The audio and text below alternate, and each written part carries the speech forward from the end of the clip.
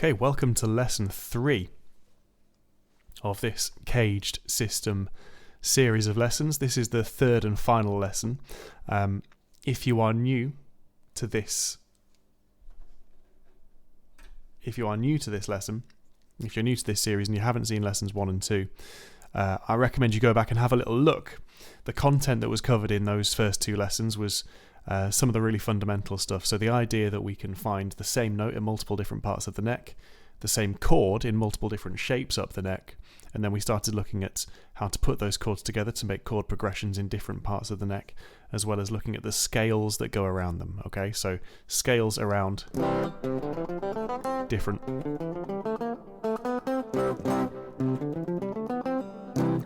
chord shapes. So that's all the stuff that we've been looking at previous lessons. Now, if you're already familiar with that and you've not seen the first 2 lessons, great, welcome. This one's going to be a lot more about lead playing. And as guitarists enjoy, the kind of cool stuff. But if you are not familiar with that stuff, those lessons are about half an hour each and there's loads of time to practice in them. Consider those to be like a weekly lesson at a time. So go back and watch those lessons and do some practice on them and see how you get on, and then maybe come back to this third lesson. If you want to go for this third lesson straight off the bat, then fair enough, welcome. So let's get straight into it. Now, in previous lessons, we've obviously discussed the idea that you can do the same thing in multiple different parts of the neck. The thing that I wanted to introduce you to start this one is an idea that we're going to do the same thing, but this time with phrases, okay? So previously, we have had scales that go around the different chord shapes. Each of these chord shapes has a different scale shape that goes around it.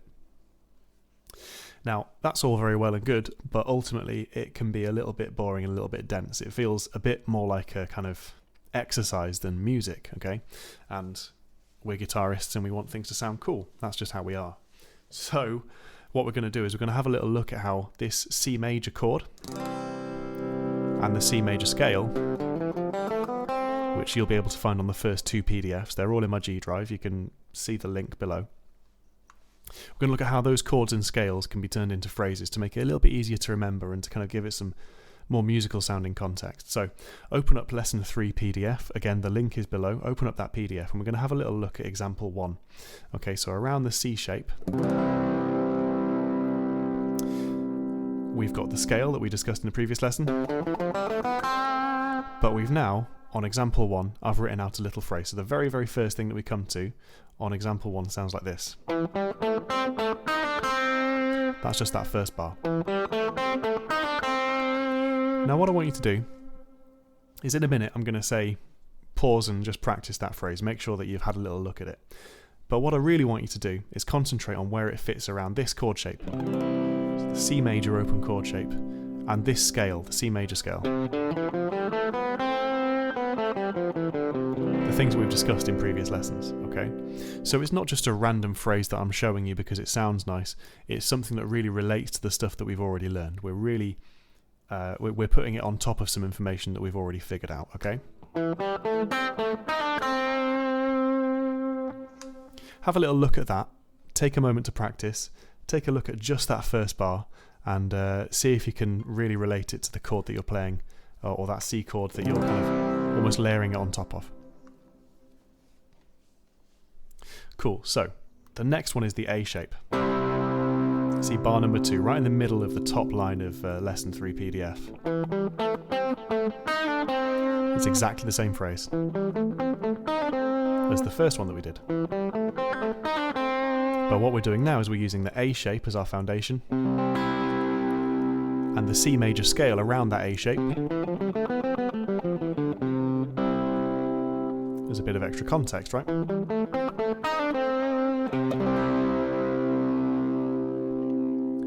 The next one up is the G shape.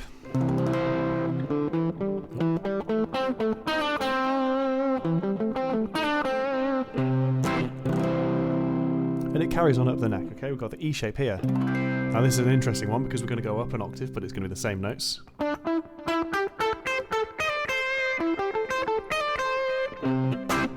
Again, C major scale.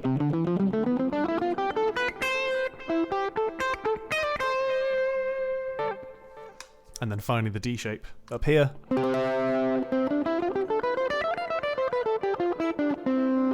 All of these major chords, shapes and scales are in those previous PDFs. So now we've got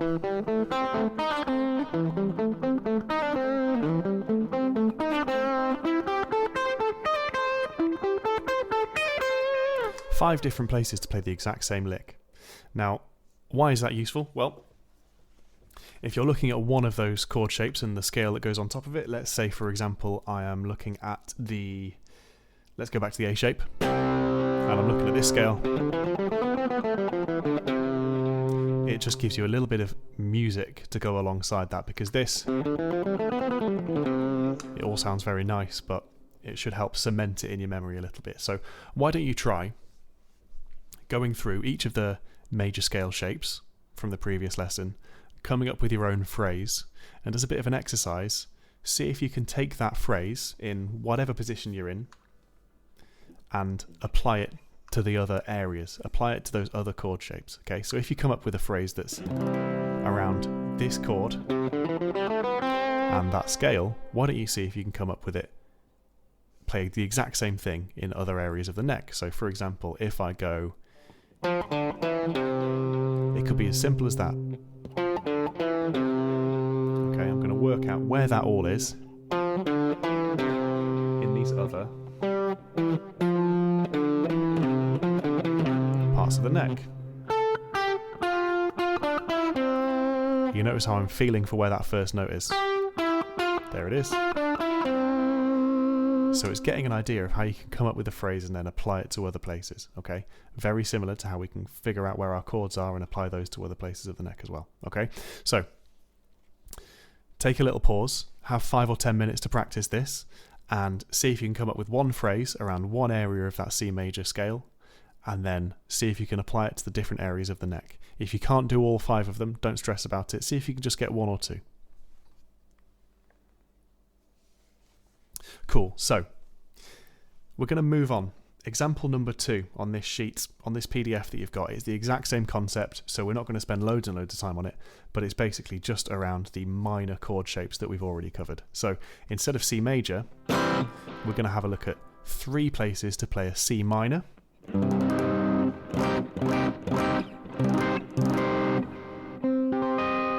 Okay. That's the A minor shape between frets 3 and 5. We've got the E minor shape, frets 8 to 10. And then we've got the D minor shape, frets 10, 11, 12 and 13. Okay. Again, all of these shapes are in previous lessons, so if you're missing any of this information, go back and have a little look. Really consolidate that stuff before you start coming into this. Anyway, example 2. It's just a nice kind of blues rock sounding phrase. Okay, then we have...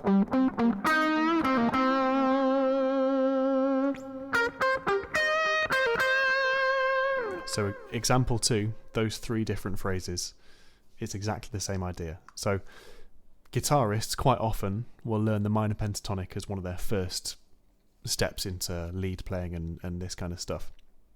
If you know the minor pentatonic scale around the key of C, why don't we start off with that? Come up with a phrase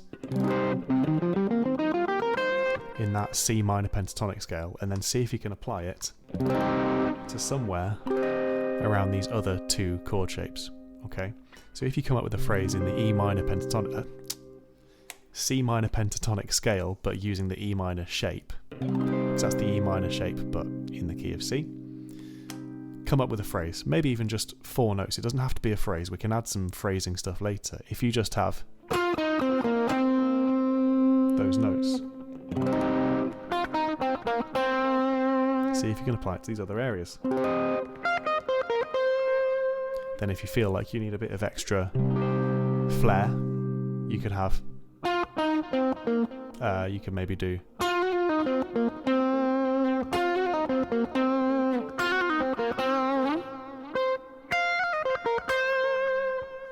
you get the idea. So we can build phrases and we can understand where we can put them into context in other areas of the neck. But the main, really, really important thing that I want you to remember, anytime you do this is remember the chord that you're playing on top of and the arpeggio that's around it.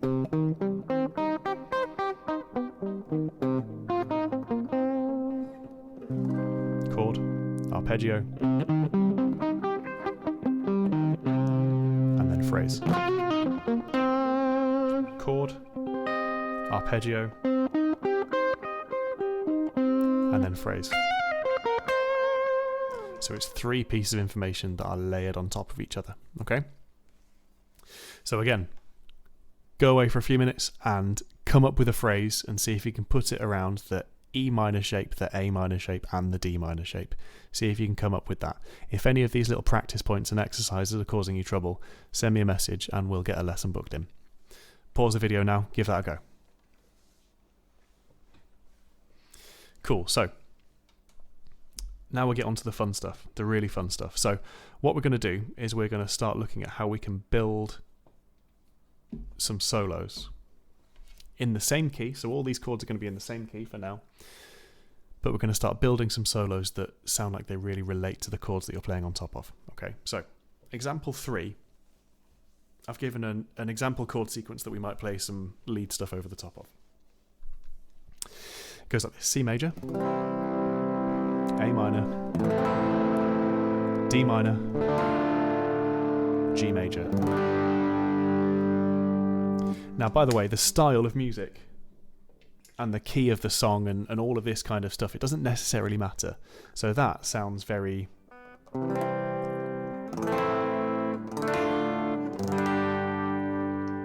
sounds very jolly, okay? But this could just be exactly the same thing for...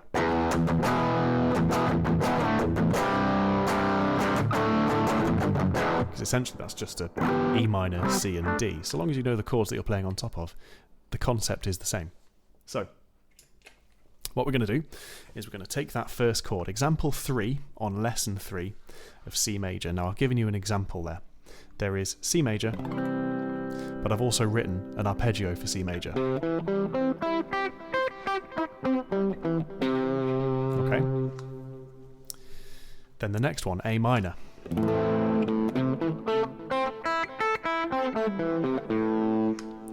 Now what would be really useful here is if you take these chords and you work out where the arpeggios for those chords are in all of the neck, based on stuff that we did in lesson 2. So if you have that C major to begin with,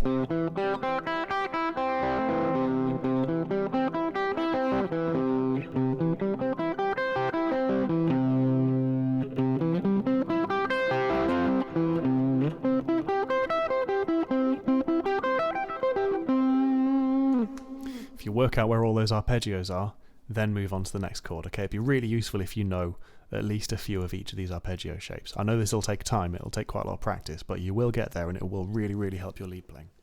So, A minor is exactly the same.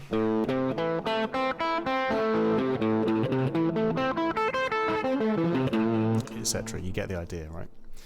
Now what we're going to do is we're going to take these chords, which are all in the key of C major, and we're going to figure out our C major scale in one of the parts of our neck. So let's say, for example, we're going to figure out the C major scale there,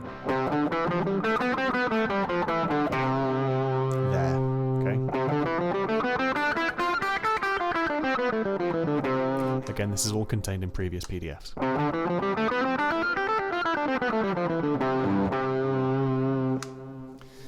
And we've got a C major, an A minor, a D minor, and a G major. Now the really cool thing is that because of all the arpeggios that we've learned, you'll always be pretty close to a note from each of those chords. They'll always be very close. So for example, the C major, we could have this arpeggio here. If I could play it, it'd be really useful, wouldn't it? Let's try that again. C major here. Then we've got A minor. So not too far down our neck there. We've then got D minor, which I'm going to use that one for, and we've then got G major, which I'm going to use this one for. So we're never that far away from one of the arpeggios that we've already learned. If, for example, I decided that I want to try this exercise in this part of the neck that you can see now between frets 5 and 9, okay, I could find a C major by using the G shape. I could find an A minor using the E minor shape. I could find a D minor using the A minor shape. And I could find a G major using the D major shape. Okay, so it doesn't necessarily have to be down here, and this is the cool thing, is that you can move it up the neck. You can find different places. So the exercise is this. Put a metronome on at whatever speed that you want. Doesn't really matter. Not too fast though, because we're not going to make it too much of a challenge for ourselves. All I want you to do is find a part of the neck where you're confident in those 4 arpeggios. Don't care where it is. It could be down here. That's absolutely fine. On beat number 1 of every bar, I want you to play a note from that chord. Okay, so if we have C major, 2, 3, 4, 2, 3, 4, 2, 3, 4. We'll start with C major, 2, 3, 4, 2, 3, A minor, 4, 2, 3, D minor, 4. Then there's G major, 3, 4. Okay, so I'm just playing one note from every new arpeggio. Okay, every time there's a new chord in your song, play a note from that arpeggio, and it sounds really boring so far because that doesn't really sound like a guitar solo, but bear with it. Okay, do this until you're really confident playing a new note at the beginning of every bar. I'll show you what I mean. I'll show you one more time. Okay, so from C in 1, 2, 3, 4, A minor in 3, 4, D minor in 3, 4, G major in 3, 4, C major 3, 4, A minor 3, 4, D minor in 3, 2, 3, 4, G major in 3, 4. Okay? So every time I'm imagining beat number 1, it's a new note from the new chord. Okay? Now when you're comfortable with this, you can add a couple of notes during beat number 4 to make it a little phrase. So you're going into the new chord and you're playing on beat number 1 as if you're ending a phrase on a new chord. I'll show you what I mean with that. So if I'm going into C major in 1, 2, 3, 4, A minor in 3, 4, D minor 3, 4, G major 3, 4. So it's like I'm approaching each new chord with just a couple of notes. All the extra notes that I played there were just in the C major scale. It's all that. It's all the stuff that you've already done, okay? So, 2 things to go away and practice now for 10 minutes or however long you want to. Pause the video, and I want you to just go through C major, A minor, D minor, and G major in whatever part of the neck you're in. And on beat number 1, as you put your metronome on or whatever, I just want you to play one note from whatever new arpeggio you've got. Okay? One note from every chord on beat number 1. Really important thing when you're practicing this. If you miss one, don't worry about it. You can either start again or you can just pick up from the next chord. Don't stress about a note that you've missed, because you'll just delay the next one again and it'll all knock on and it'll all sort of fall apart. So just get ready for whatever new note you're going to do. That's absolutely fine, okay? Then when you feel confident with that, try putting a couple of notes before. See if you can turn them into phrases. Pause the video now, give that a go. Okay, so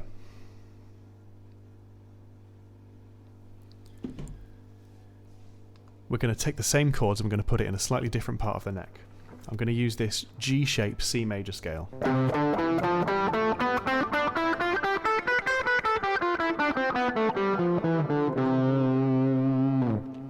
Okay, just because it puts it into a different part of the neck, it makes it a little bit more interesting. And a little bit more difficult. That C major idea in 1, 2, 3, 4. A minor in 3, 4. D minor in 3, 4. G major 3, 4. So we can hear that, again, we're doing the same thing as you've just been practicing. What we're going to do this time, though, is we're going to add even more stuff on before each of those new chords, okay? And this is how we make it sound like our guitar solos are really connected to the music that we're playing on top of. It's not just going, which is cool, it has its place, but we want to be able to choose whether we feel connected to the music or whether we're just showing off our fast stuff, right? So, C major in 1, 2, 3.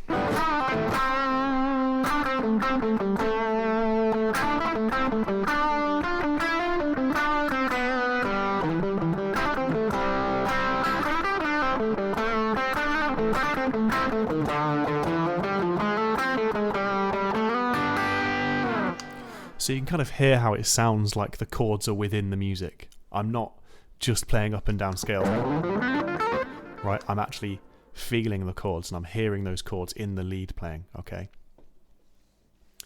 And you can do that anywhere on the neck. So say if for example, I wanted to come up to this E major shaped C major chord. C major in 1, 2.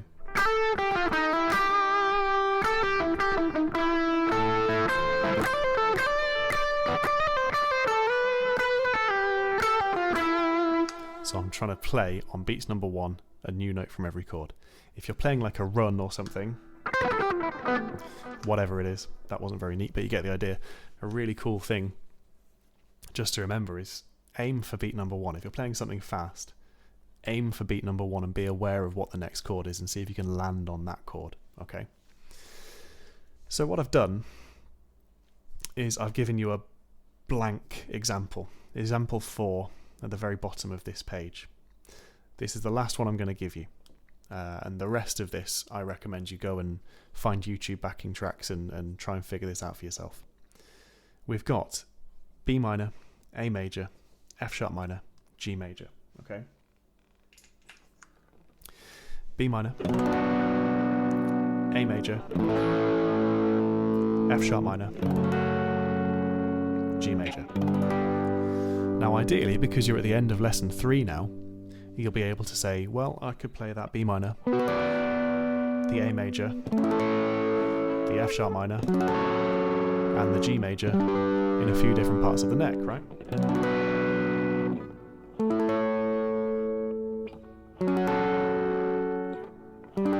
Using all these different shapes. If you can do that, we've nailed it, right? That's really good. If you can't, totally fair enough. Keep practicing and it will embed. So, I recommend that you take a look at that new collection of chords, B minor, A major, F sharp minor, and G major, and see if you can work out as many arpeggios from those as you can.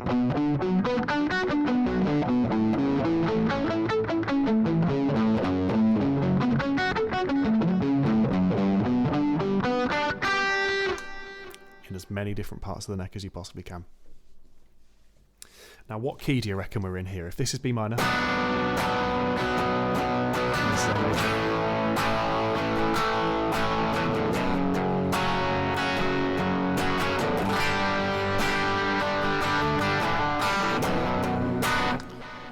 What key do you reckon we're in? If you guessed B minor, you're absolutely right. So what we're going to try and do is we're going to try and do the same thing as we did before, but using the B minor scale and figuring out where those arpeggios are within that scale. So we've got B minor,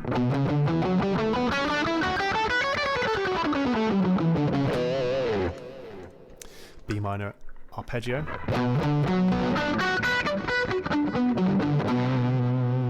then if we had to find an A major chord shape or arpeggio in this part of the neck, can you work out where it would be? If we're sort of between frets number 7 and 10 in this sort of area, is there an A major chord shape that you can work out around that part of the neck? The one that's closest here is this D shape. Okay, my index finger being on fret number 7 of the D string, and then we've got the D shape here. Okay, so we've got the B minor arpeggio in this part of the neck. The A major arpeggio goes around that D shape that we just discussed. Then we come to F sharp minor. Now around this part of the neck, an F sharp minor we can find up here. That's the A minor chord shape, and my index finger's on fret number 9, which means the arpeggio is around that. Okay, and then G major. In this part of the neck, between my two hands, where is there a G major chord shape? Well, the C shape on frets number 10, 9, 7, 8, 7. That C major chord shape there. And the arpeggio that goes around it. So in this part of the neck, what we've got now is B minor, A major, F sharp minor, and G major. So if you have some blues licks in the key of B minor, and then you end it on one of the notes from one of those arpeggios whenever the new chord arrives, it should sound like you're actually connected to the music that you're playing. So I'll show you what I mean. If we have this B minor, I'm going to show you the context.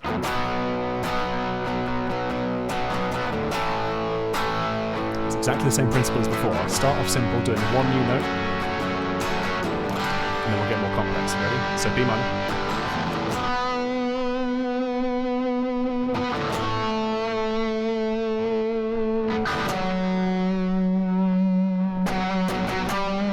Bit more complex.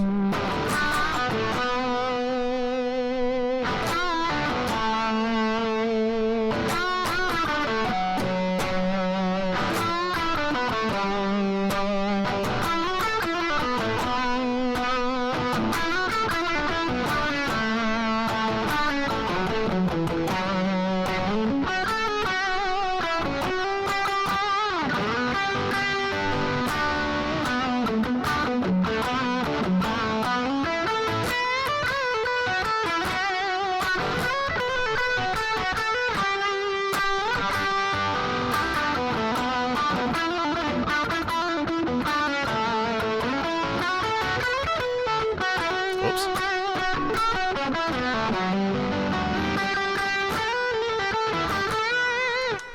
So what we're really trying to do, it wasn't the smoothest of solos because I was thinking as I was doing it, but as you get more and more comfortable with this, it will become more natural, okay? So all I was doing there was I was playing a little phrase, and say, for example, if that phrase comes at the end of a bar where I'm about to play an F sharp minor,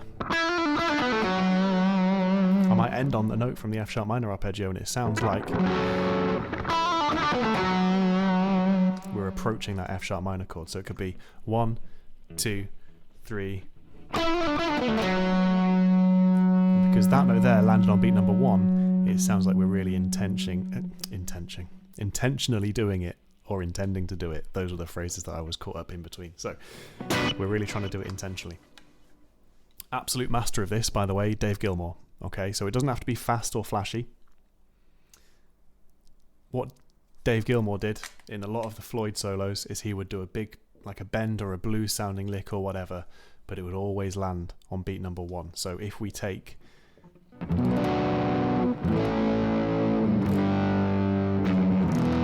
Comfortably Numb, I'm not going to play the Comfortably Numb solo, but if you take that first phrase, that note that he's bending up into, that is from the B minor arpeggio. Phrase number 2, that's the note that's on beat number 1. That's from the A major chord. The second chord is A major, and that's from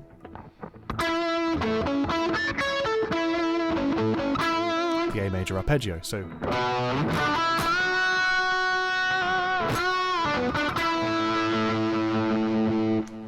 see what I mean? So beat number 1, if it's a note from the new chord, you're going to sound like you're really intending on playing it. Doesn't matter if it's fast or flashy or not. I've not been particularly neat today, but that's broadly because, you know, I've not warmed up properly, but you get the idea, right? So, something I recommend, putting it into context. Go and find, I mean, there's endless backing tracks on YouTube, aren't there? Something where the chords move fairly slowly. Something where the chords are not too complex. Something where the chords all stay within the same key, okay? And go through those chords, put the backing track on. If you can find one of those ones that lasts for like 10 minutes or whatever it is, brilliant. And just see if you can play, when every new chord comes in, just one note from that arpeggio. And then see if you can add a little phrase in between. Okay, so when beat number 1 lands, you've played a little phrase, and beat number 1 lands and you've played a note from that arpeggio. It'll make it sound really like you are intentionally playing that solo instead of, you know, that kind of stuff, right? Which again has its place, but if you listen to someone like Guthrie Govan, he will do all the fast stuff, but he'll always make it sound around the chord. He'll always make it sound like it fits the context. That's the secret. I have No idea how he does what he does, but you get the idea. Anyway, that's another half-hour lesson. Go away and practice this one. It's all on the PDF, but this one is a lot more sparse because this is where you can kind of take the lead and go and figure some stuff out for yourself. If you would like lessons, I'm available on Zoom to teach. I've got space for about 10 pupils at the minute, so there's not loads. But I have just had some availability come up. So if you want lessons, let me know. If you would like just some free pointers, a few messages or whatever, then just send me a message. My Instagram is @willtakemusic. It's on the PDF. So just drop me a message, give me a follow, and let me know how you get on. Thank you.